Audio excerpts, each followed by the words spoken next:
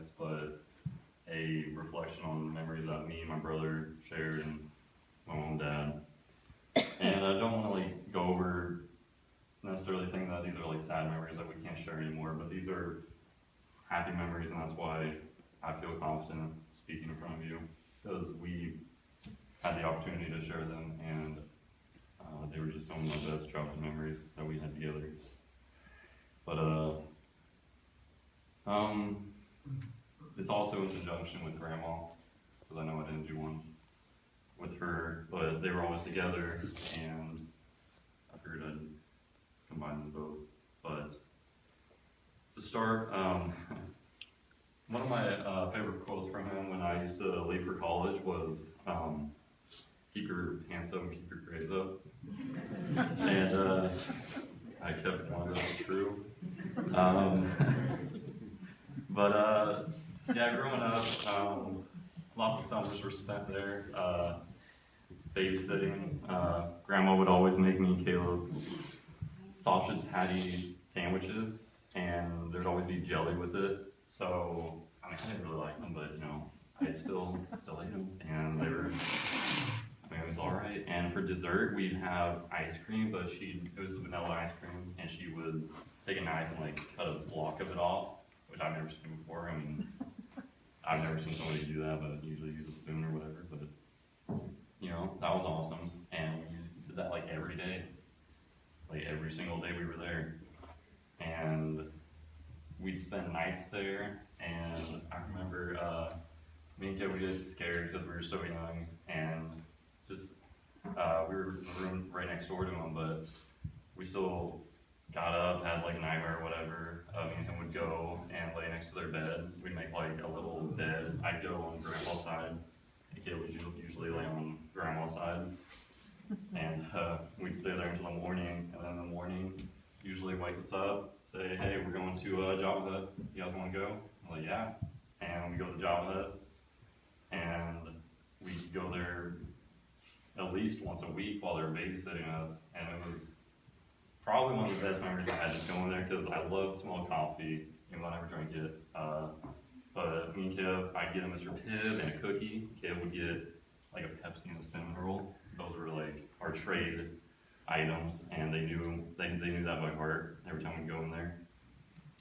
And then after that, he'd be like, "All right, so at 6 a.m., you guys want to go garage sales?" And I was like, "All right, let's go." And we go, and we just look around. He'd get us like a toy or something like that, and that basically like influenced me a lot today, because I'm basically like a hipster now, and I just did that yesterday.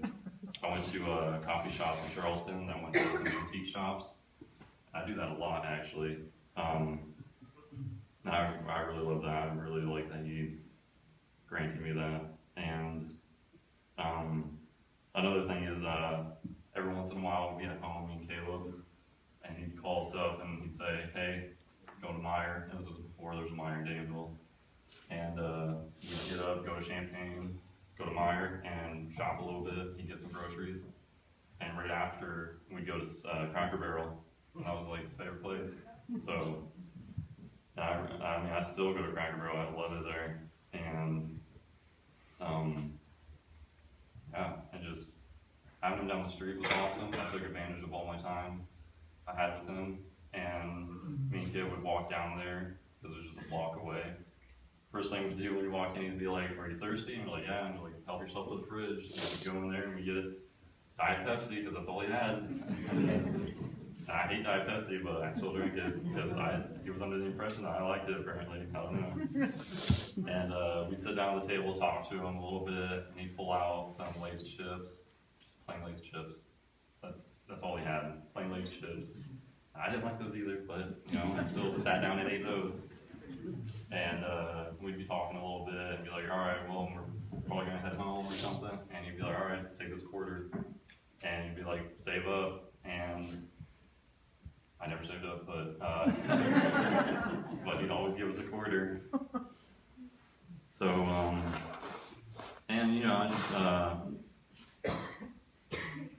I have no regrets at all. I took full advantage of the time I had. I mean, I saw him like every other day when I was living here. Now I'm in Charleston, so that find a little bit, but every time I come home, I go straight there. Straight there, I didn't even go home, just straight to grandpa's. And,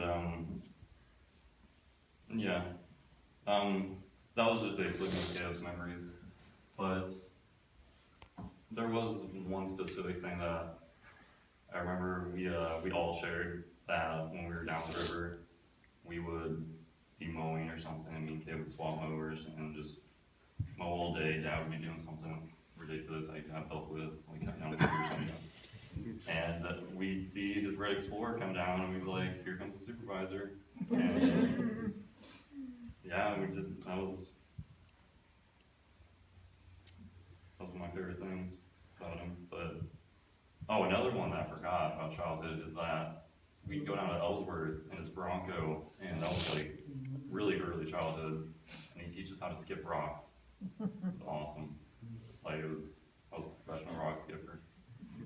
And yeah, it's not really a eulogy, but it's more like I said, a reflection of memories, and I know it's kind of jumbled up, but you know, I did my best, and yeah, so thank you.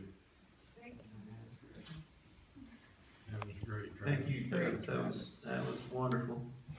I know everyone